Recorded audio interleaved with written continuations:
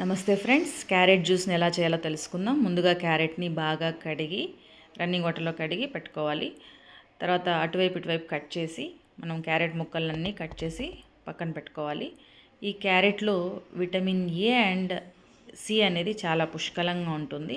Vitamin A ఉండడం వల్ల మనకి ఐస్కి చాలా మంచిది.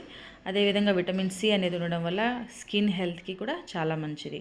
అంతేకాకుండా ఇందులో మినరల్స్ చాలా ఎక్కువ ఉంటాయి. అందులో calcium, potassium, iron, magnesium, folate లాంటివి ఉంటాయి. అదే కాకుండా హై ఫైబర్ ఉండడం వల్ల డైజెషన్ సిస్టమ్ని కూడా సపోర్ట్ చేస్తుంది. ఇందులో లో క్యాలరీస్ ఉండడము, తర్వాత లో గ్లైసమిక్ ఇండెక్స్ ఉండడం వల్ల వెయిట్ లాస్కి కూడా చాలా మంచిది. సో ఇందులో అత్యధికంగా యాంటీ ఆక్సిడెంట్స్ కూడా ఉంటాయి. ఈ యాంటీ ఆక్సిడెంట్స్ ఉండడం, విటమిన్ ఏ, తర్వాత సి ఉండడం, ఇవన్నీ ఉండడం వల్ల మనకి ఇమ్యూనిటీ కూడా చాలా ఎక్కువగా ఉంటుంది. ఇందులో ఒక 100 ml వాటర్ యాడ్ చేసి మనం మిక్సీ గ్రైండ్ చేసుకోవాలి.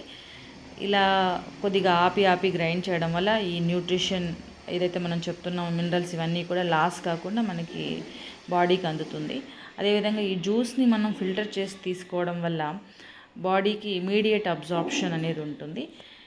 తర్వాత మనం ఇక్కడ ఒక వైట్ క్లాత్ తీసుకొని ఈ గ్రైండ్ చేసిన జ్యూస్ని ఈ విధంగా తెల్లని క్లాత్లో మనం ఫిల్టర్ చేసుకోవాలి.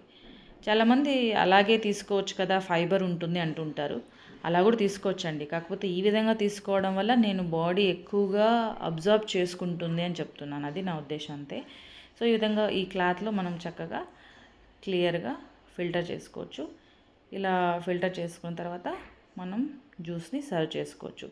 ఈ క్యారెట్ని మనం రోజు ఇంటేక్ చేయడం వల్ల క్రానిక్ డిసీజెస్ అయినటువంటి హార్ట్ డిసీజెస్ కావచ్చు, క్యాన్సర్ కావచ్చు రాకుండా మనం నివారించవచ్చు.